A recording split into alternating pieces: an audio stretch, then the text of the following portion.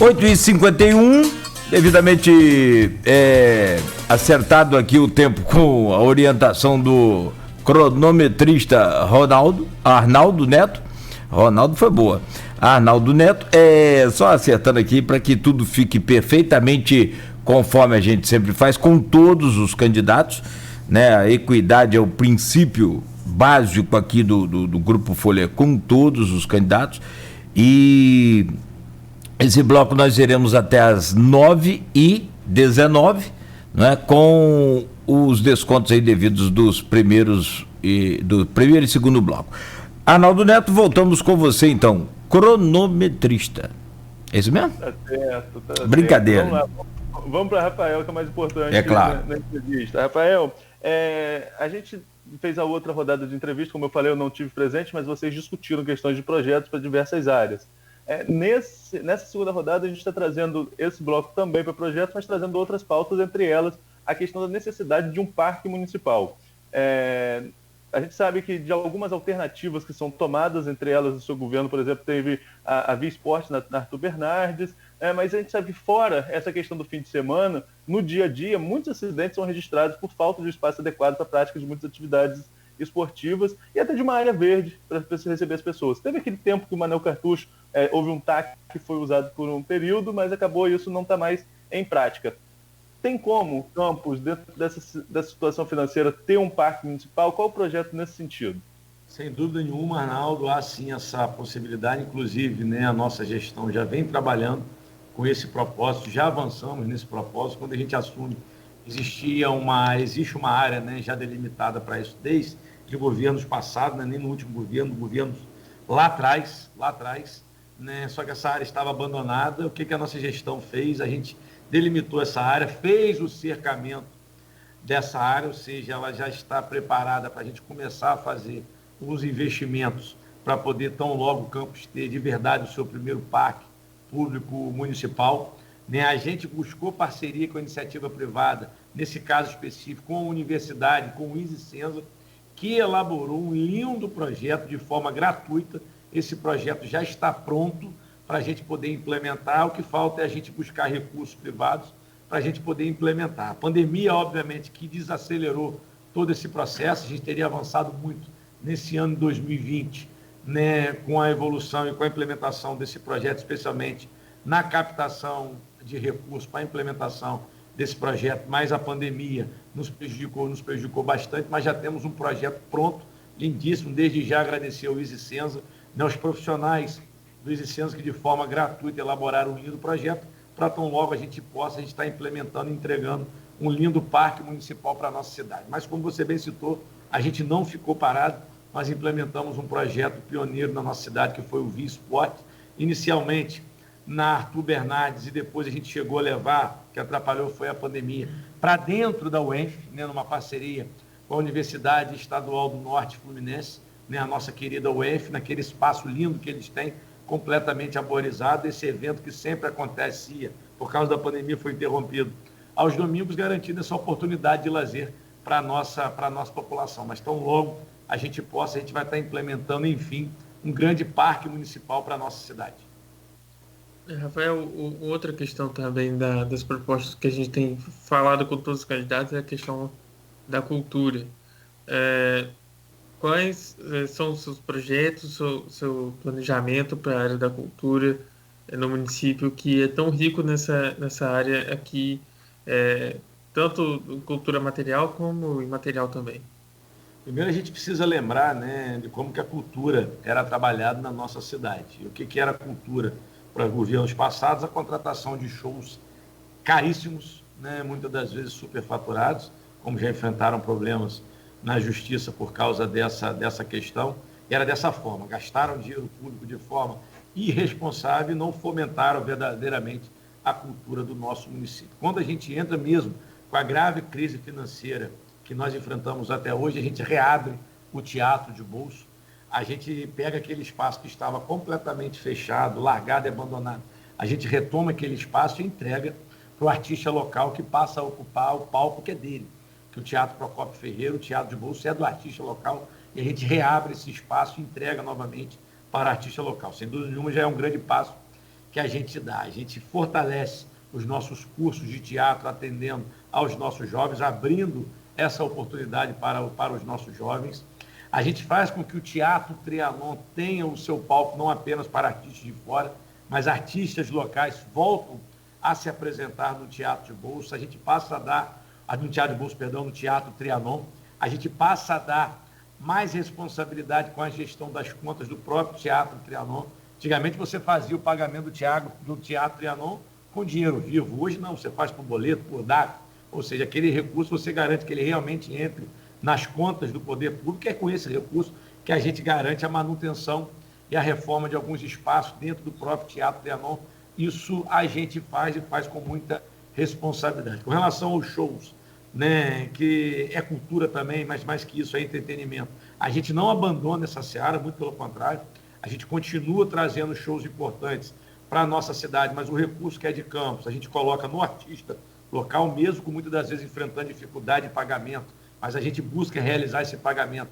Mas se é para colocar algum dinheiro público municipal, vamos colocar nos nossos artistas locais, valorizando o artista local, e mais que isso, é um dinheiro que permanece em Campos, continua circulando na nossa cidade. Quando nós trouxemos artistas nacionais, foi sem um centavo de dinheiro público, numa parceria público-privada com o SESC, né? Verões maravilhosos que nós realizamos, por exemplo, no Farol de São Tomé, shows como, por exemplo, Diogo Nogueira, Péricles, Mumuzinho, Paralamas de Sucesso, J Quest, que já tocaram em Campos por uma fortuna, tocaram em Campos sem um centavo de dinheiro público, e isso nós fizemos nos nossos verões do Farol de Santo Tomé, um verão que passou a ser voltado especificamente para a família, não apenas com shows, mas com atividades esportivas.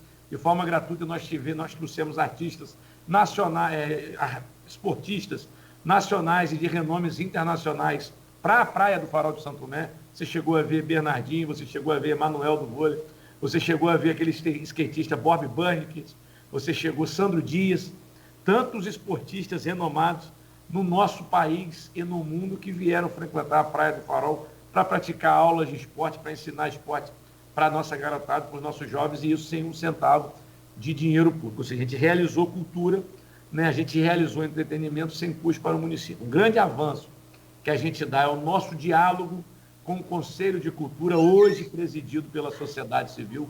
Isso não tinha acontecido nos últimos anos. A gente garante que a presidência hoje do Conselho de Cultura seja da sociedade civil. Qual o problema que há nisso? Os governos antes se achavam donos da cultura, do Conselho de Cultura, muito pelo contrário. Acho até mais saudável a presidência por parte da sociedade civil, que permite o questionamento mais direto. Se tem alguém que entende mais de cultura, são essas pessoas que estão representadas e que estão representando, né, o setor cultural dentro do Conselho de Cultura. Então, nada melhor do que garantir uma voz a eles, de poderem fazer, inclusive, os questionamentos. Esse é um grande avanço. E eu pretendo fechar, e vamos fechar, o nosso primeiro mandato com chave de ouro, devolvendo o Palácio da Cultura para a nossa população. Uma obra completamente abandonada, largada pela última gestão, tiveram dinheiro de sobra para poder terminá-la, não fizeram, e nós estaremos entregando nesse ano, nesse mês de novembro, o Palácio da Cultura, ou seja, retomando esse lindo espaço que sempre foi o coração da cultura também do nosso município. Quem nunca frequentou o Palácio da Cultura lá atrás, a gente vai estar entregando sem recurso público, ou seja, num acordo assinado com o Ministério Público, um grande trabalho feito pelo Ministério Público, pela nossa Procuradoria-Geral, a gente consegue, com recurso da iniciativa privada, terminar aquela obra. Vai faltar ainda o teatro, o auditório, mas assim que continuarmos como prefeito, a gente vai estar entregando também o auditório, mas de resto o Palácio da Cultura vai ser todo devolvido à nossa população, e é assim que a gente pretende fechar o nosso primeiro mandato, né, entregando esse grande espaço, importante espaço para a cultura da nossa cidade, que é o Palácio da Cultura, ainda nesse mês de novembro. Candidato, você colocou aí um equipamento importante, né, dessa questão cultural, mas Campos tem outros muitos equipamentos importantes, você conhece tão bem ou mais do que eu, todos eles, e um deles que tem sido citado muito aqui, pelos outros candidatos, é a questão do solar do colégio, do Arquivo Público Municipal, que está fechado. Esses equipamentos, o que aconteceu? Por que aconteceu para o Arquivo Público Municipal hoje estar fechado? Há uma previsão de uma solução quanto a isso? A gente vem buscando essas soluções, Arnaldo, quanto antes, quando a gente pode realizá-las, né, enfrentá-las. e fazê-las. Então, esse é um próximo compromisso nosso, assim que tivermos condições, né? A gente vai estar retomando e, obviamente, garantindo mais qualidade para a entrega desse espaço, né? Não dá para fazer tudo ao mesmo tempo, repito, a gente consegue avançar no Palácio da Cultura, mas assim que pudermos, vamos avançar em tantos outros espaços, né? Como museu, tudo que a gente puder fazer pela área cultural da nossa cidade, a gente vai estar fazendo, obviamente. Não podemos prometer tudo ao mesmo tempo, e quando essa cidade tinha dinheiro de sobra, a cultura era esquecida, era largada, se não fosse os segmentos culturais do nosso município, que mantiveram essa chama sempre acesa, dependesse do poder público lá atrás, isso já teria sido esquecido. Hoje não, a gente vem avançando dentro das nossas possibilidades, então logo pudermos, a gente vai estar avançando nessa questão também. Se a gente for falar, desculpa, só para concluir, se a gente for falar de cultura, a gente vai espraiando por muitas áreas. E o Aloysio tem colocado aqui que em 2008 ele fez os planos de governo, matérias sobre os planos de governo, Rafael, e o melhor para a manutenção dos solares de Campos era o plano de governo da prefeita Rosinha, né, que vinha uma questão de restauração desses solares, até o solar dos Arizes, o solar da Baronesa, enfim, a restauração desses solares e criar um circuito, trazendo, inclusive, abrindo uma outra demanda de serviço, criando um circuito histórico em Campos, o que acabou por não acontecer. O que se vê hoje são os solares, aí muitos deles ainda, como dos Aires que eu citei, em total estado de abandono. Há uma política pública numa próxima gestão quanto a esses prédios, que muitos deles são até privados, mas de um incentivo para a restauração desses espaços? A gente precisa entender, Arnaldo, que, né, esses grandes investimentos, a gente precisa de parceria público-privada para poder fazê-los. Se ficar esperando dinheiro público para poder realizar, a não ser que a gente consiga uma emenda específica para poder realizar essa tarefa. Fora isso, ficar esperando que o município consiga recurso próprio para poder manter, né, o restabelecimento, né, a restauração desse espaço, acho difícil, mas sim a busca da iniciativa privada para que a gente possa trazer esses recursos para poder fazer a restauração. Você vê, né, a ex-prefeita colocou no plano de governo, tinha dinheiro para fazer e não fez porque não quis. Imagina o que a gente poderia ter feito com todos os nossos solares e com todos os outros aparelhos culturais, com aqueles 100 milhões do CEPOP. A gente teria feito e teria garantido dinheiro para mantê-los por bons anos ainda, mas preferiram construir um CEPOP de 100 milhões de reais ao invés de investir verdadeiramente em cultura no nosso município.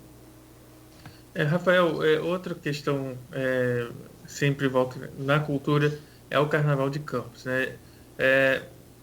O Carnaval foi criado o CEPOP, né, que foi muito criticado no governo Rosinha, mas tem toda essa questão do Carnaval fora de época, é uma questão histórica do nosso município também.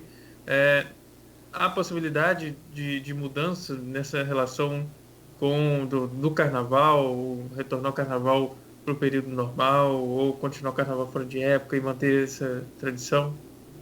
Eu sempre defendi, né, o Carnaval no período de Carnaval, né? Eu acho que Carnaval é no Carnaval, mas eu procuro sempre dialogar com o setor e, concordando ou discordando, sempre me mantive aberto ao diálogo com esse setor.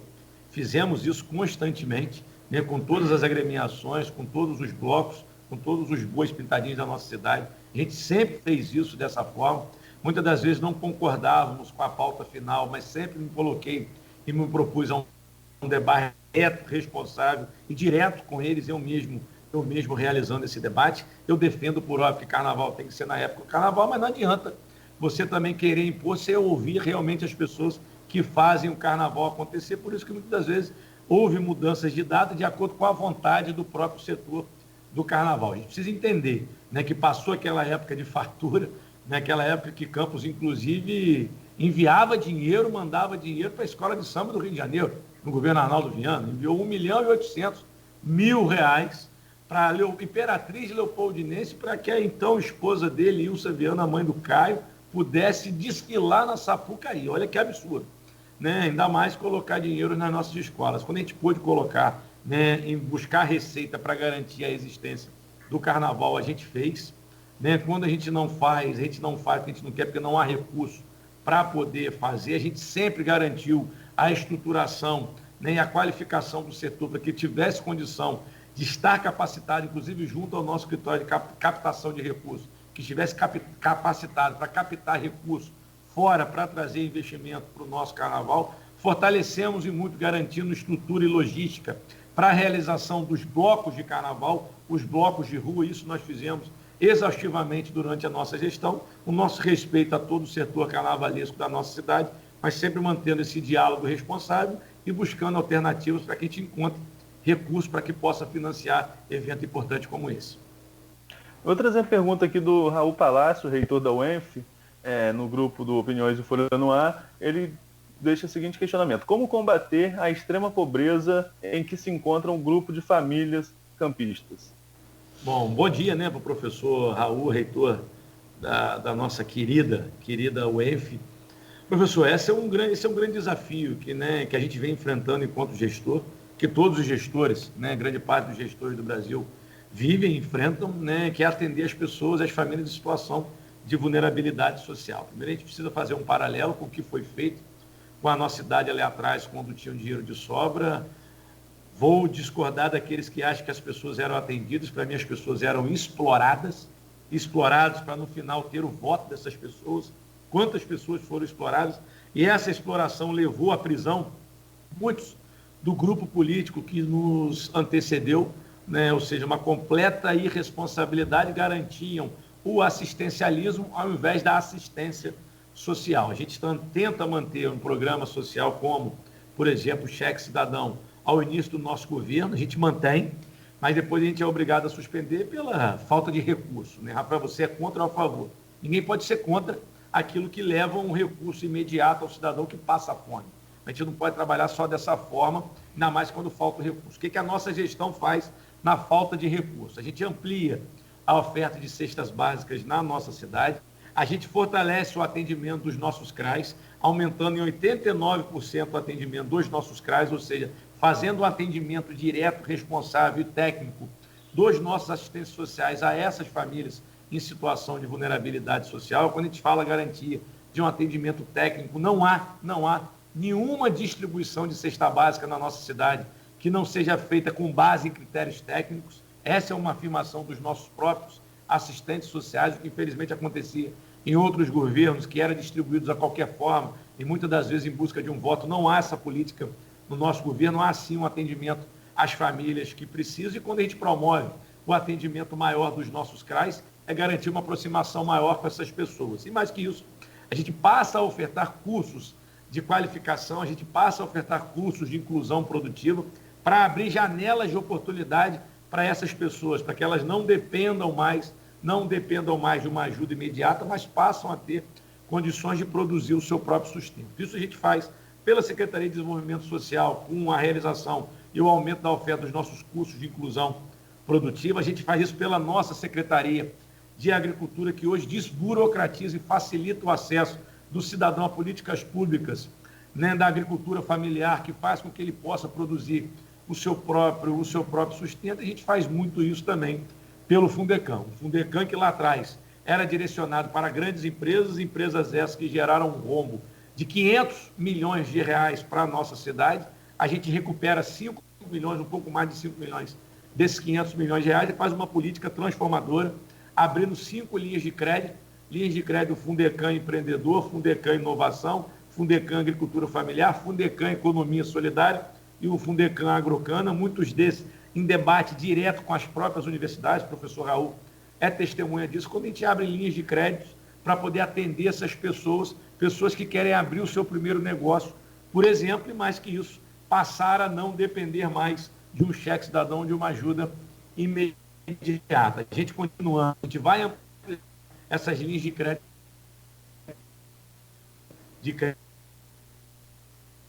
Está falhando aí a conexão lá com o candidato Rafael Diniz. Vamos aguardar ver se restabelece aí essa conexão. Rafael, nos ouve agora aí? Você falava sobre a linha de... Voltou agora? Voltou? Sim. Tá ok. Você parou na... Pois não. A gente quer ampliar o aparelho das linhas de crédito, não é isso? Exato. A gente quer ampliar as linhas já existentes e criar 3 outras linhas.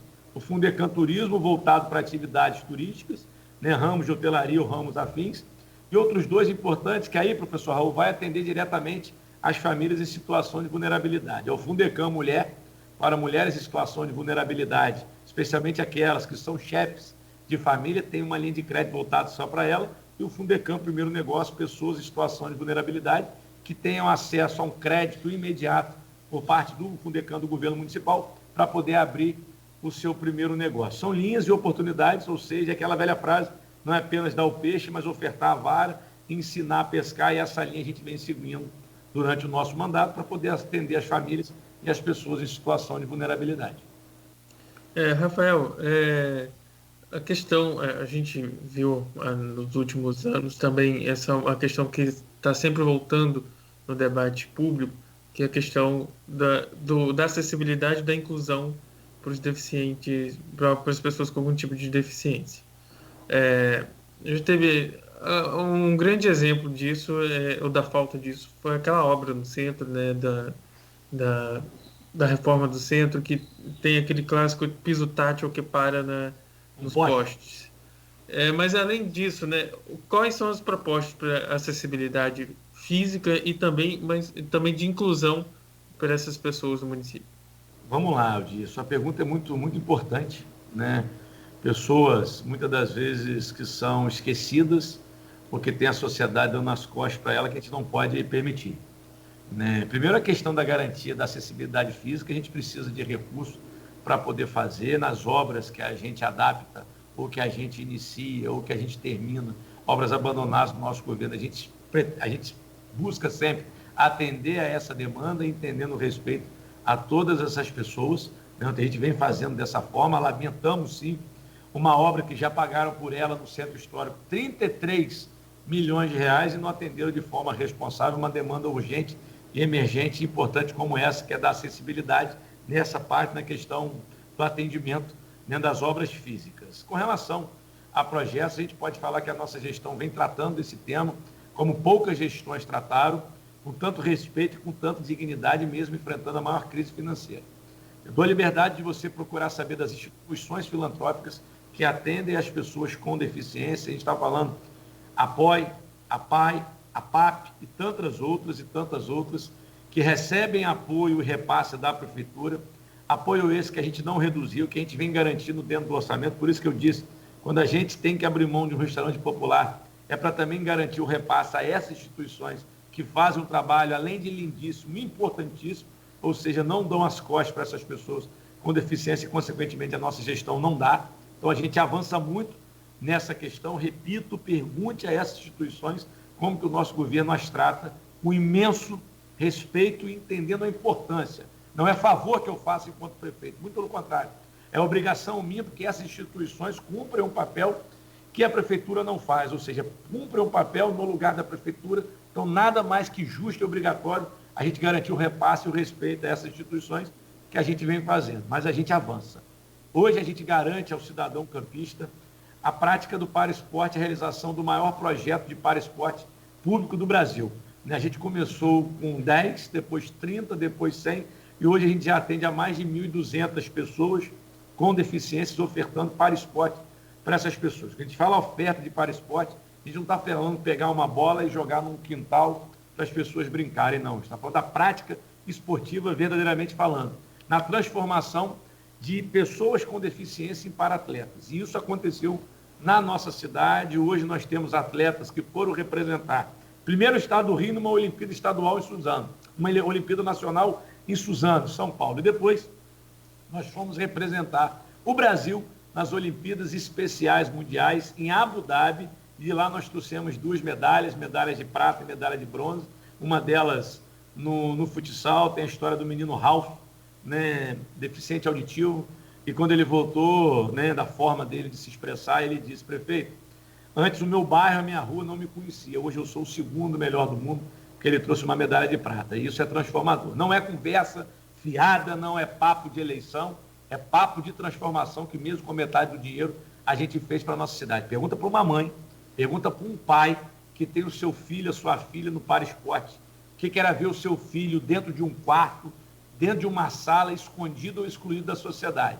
E que hoje não, hoje ele pratica esporte e vê a sua vida transformada e transformando a vida das pessoas que estão ao nosso redor, e a nossa gestão faz isso. Pergunta para a mãe, para um pai de um filho que é atendido por uma dessas instituições, pergunta aos diretores dessas instituições, como que o governo Rafael Diniz as trata. Então, eu posso afirmar que a gente faz, sim, pela inclusão, que a gente faz pelas pessoas com deficiência, que nunca fizeram, e repito, não é favor, é obrigação, apesar de fazer com muito prazer e muito gosto, com muita alegria.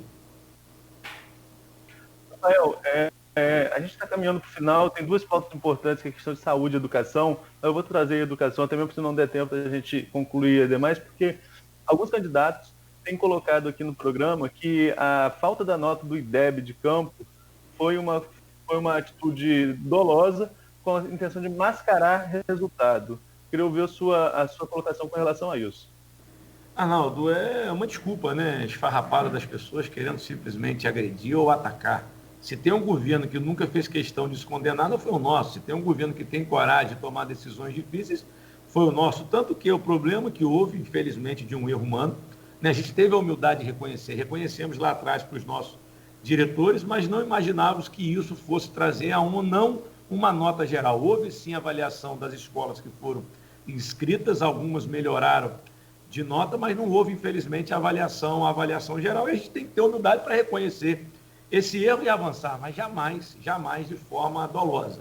O que há sim de dolo, né? O que há sim é a intenção de fazer uma educação cada vez melhor. Essa sim nós temos essa intenção.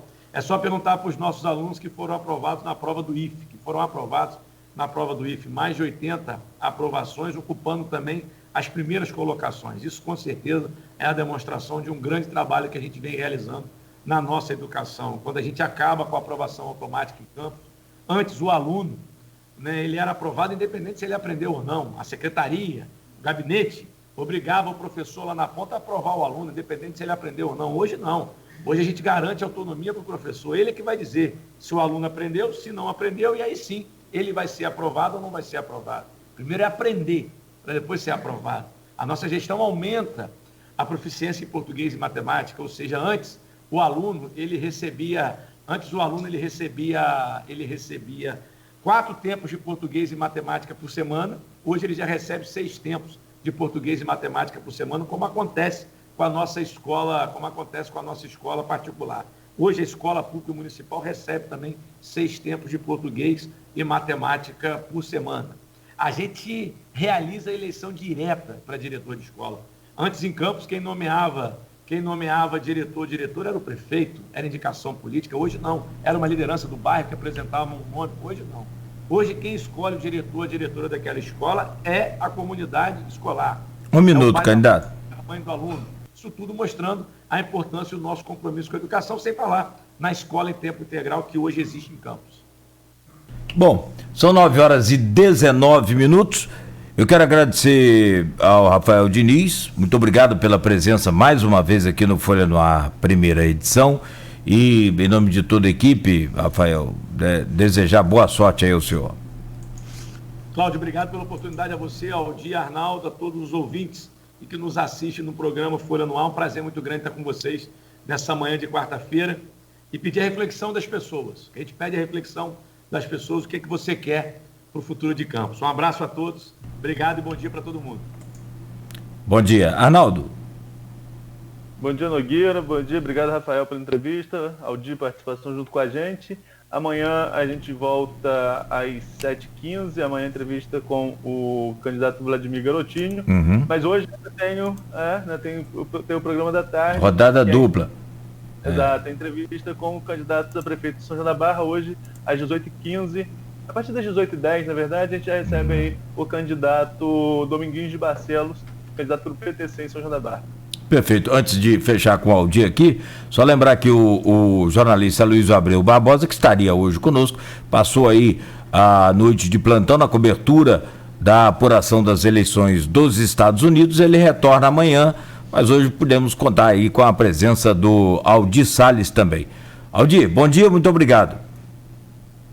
Obrigado e bom dia, Nogueira, Arnaldo, Rafael, os nossos ouvintes, e até a próxima oportunidade aqui na Folha FM. Tá bom, obrigado, querido. Eu ia te chamar de repórter bonito, mas vamos deixar para a próxima.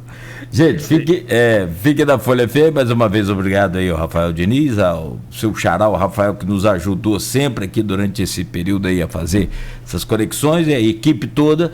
Muito obrigado, tenha um bom dia e você segue aqui na Folha FM com o melhor da música e da informação, a maior cobertura das eleições 2020, Grupo Folha de Comunicação, compromisso com a democracia.